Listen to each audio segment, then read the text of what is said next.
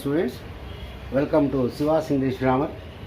మొన్న 3 క్లాసుల్లో మనం లైన్గా వుడ్ ఎట్లా వాడాలి, షుడ్ ఎట్లా వాడాలి, కుడ్ ఎట్లా వాడాలి మనం చూసాం. ఈరోజు మనం మస్త్ అనేటువంటి వర్డ్ ఎలా వాడాలి. ఇక్కడ మీరు గుర్తుపెట్టుకోవాల్సింది ఏంటంటే, ఈ మస్త్ అనేది ఒకే మీనింగ్లో వాడరు, చాలా మీనింగ్స్లో వాడతారు. It has so many different uses. అవి కనుక తెలుసుకుంటే మనం ఇంగ్లీష్ ఎఫెక్టివ్గా మాట్లాడుకోవచ్చు.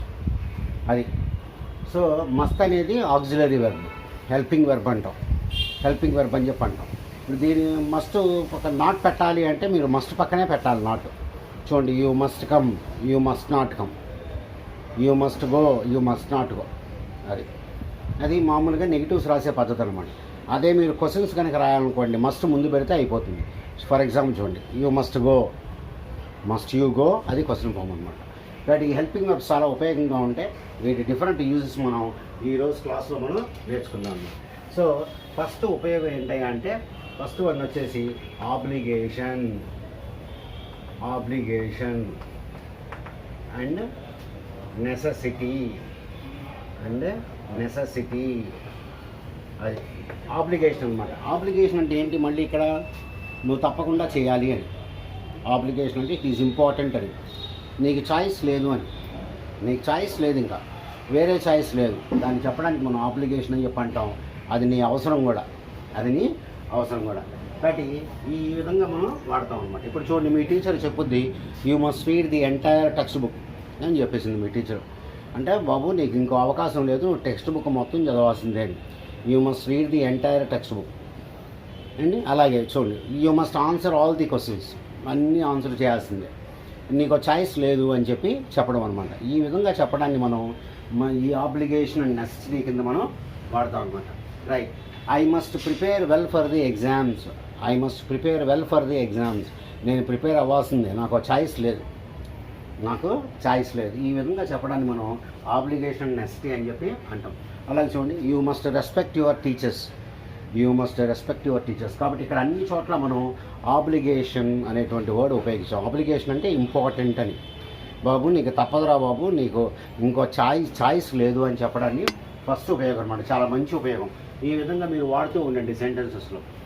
అది నువ్వు చేయాలి అనే మీనింగ్లో మనం దీన్ని వాడుతూ ఉంటాం. ఫస్ట్ వచ్చేసి ఆబ్లిగేషన్ అండ్ నెసెసిటీ, ఫస్ట్ ఉపయోగం వచ్చేసి అది.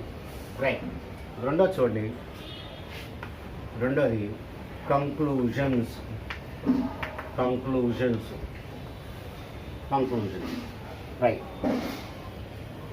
రైట్.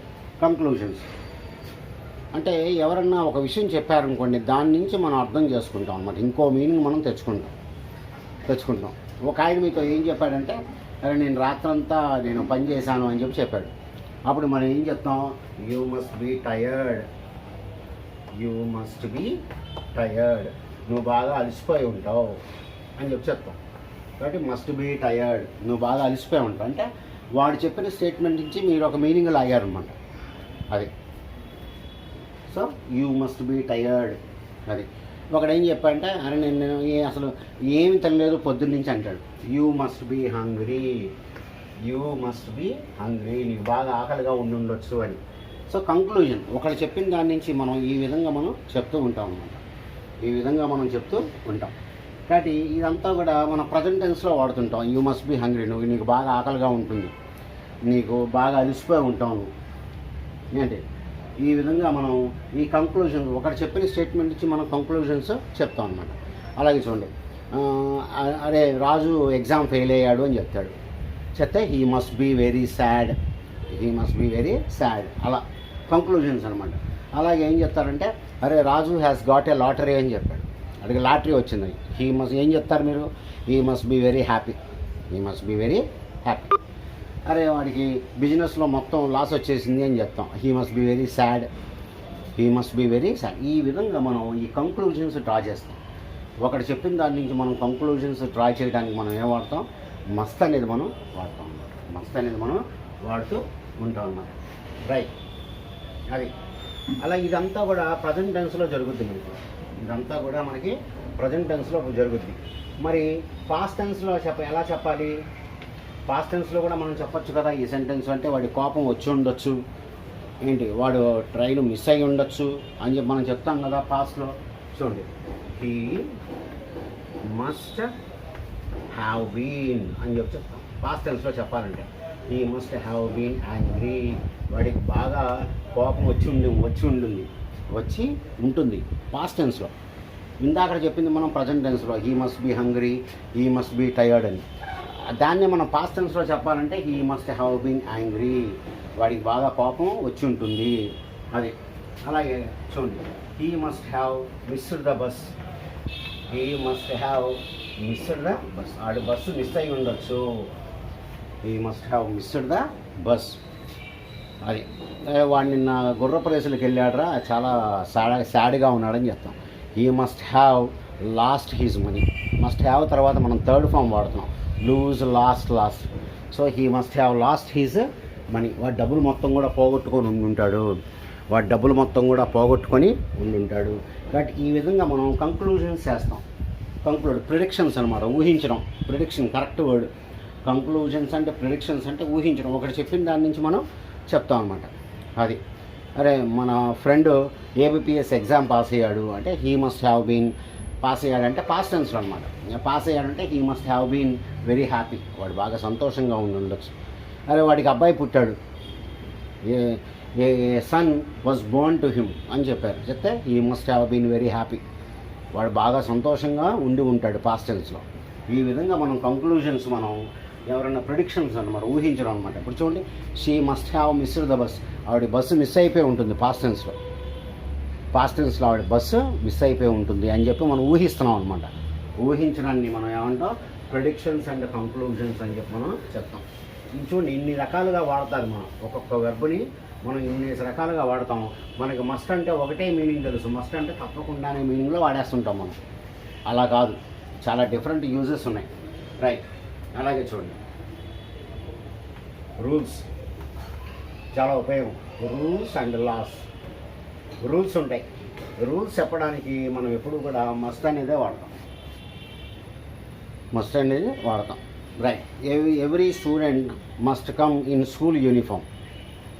నోటీస్ బోర్డుల మీద ఏంటి తర్వాత సైన్స్ గుర్తులు అవన్నీ ఉంటాయి.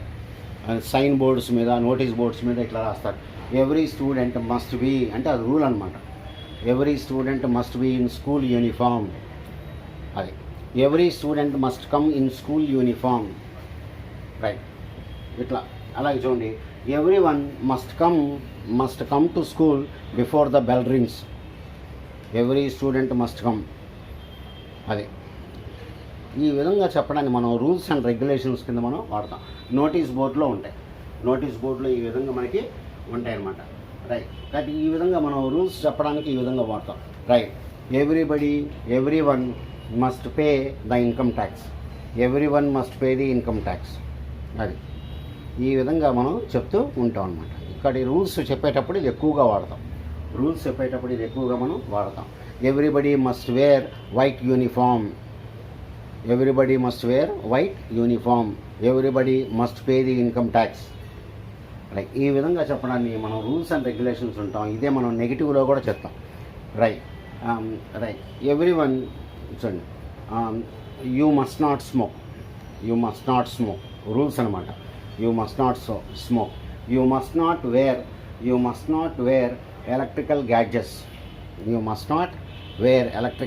గ్యాడ్జెట్స్. మీరు ఎలక్ట్రికల్ ఏం కూడా ముట్టుకోకూడదు. రైట్.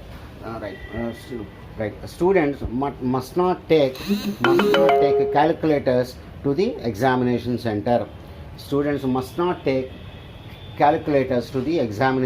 సెంటర్. ఈ విధంగా మనం రూల్స్ అండ్ రెగ్యులేషన్స్ కింద మనం దీన్ని చెప్తూ ఉంటాం అన్నమాట. బట్ ఈ విధంగా మనం మస్ట్ అనేది మనం వాడుతూ ఉంటాం ఎక్కువగా. రైట్. నాలుగో ఉపయోగం చూడండి, నాలుగోది చాలా బాగుంటుంది. నాలుగోది వచ్చేసి ఏంటంటే invite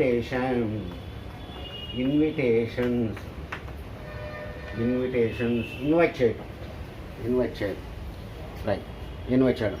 you must come to my house అంటే నువ్వు మా ఇంటికి రా అని చెప్పి వాడిని ఇన్వైట్ చేయడం. అంతేగా నువ్వు తప్పకుండా రావాలి అని చెప్పి కాదు. ఇట్ ఈజ్ ఇన్విటేషన్ అనమాట. అంటే నువ్వు చేస్తే బాగుంటుంది, మేము సంతోషిస్తామని. You must visit our house. Right. You must come to wedding. You must come to wedding. But invitations చేయటం, అలాగే మనం ఎంకరేజ్ చేస్తాం ఎవరన్నా సరే, నువ్వు ఇట్లా చేస్తే బాగుంటుంది రండి, you must watch this film, నువ్వు ఈ సినిమాని చూడాలి, నువ్వు ఈ సినిమాని చూడాలంటే చాలా బాగుంది, నువ్వు కూడా ఇచ్చేయండి, you must read this book, you must read this book. But ఈ విధంగా మనం ఏం చేస్తాం, రకరకాల యూసేజెస్లో మనం దీన్ని వాడుతూ ఉంటాం అనమాట. రైట్, చూడండి, you must read this book అంటే వాడిని ఎంకరేజ్ చేస్తాం అనమాట, వాడిని మనం ఎంకరేజ్ చేస్తున్నాం, నువ్వు కూడా చదువు, ఈ బుక్ చాలా బాగుంది అని చెప్పి మనం చెప్తాం అన్నమాట. అది అలాగే ఇన్విటేషన్కి you must attend the function, ఈ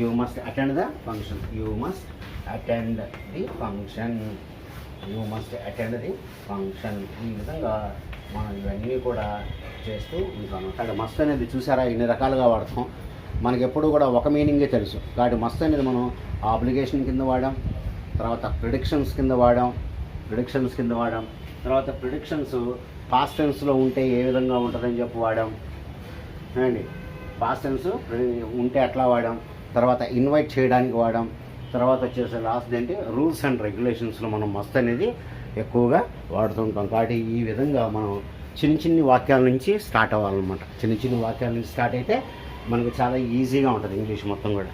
okay students, please subscribe to my channel, that is the only thing I want from you. మీకు నచ్చితే కనుక సబ్స్క్రైబ్ చేయండి, తప్పకుండా చేయండి, లైక్ చేయండి, మీ ఫ్రెండ్స్కి షేర్ చేయండి, ఇది చాలా ఉపయోగం అందరికీ కూడా. Okay students, bye bye.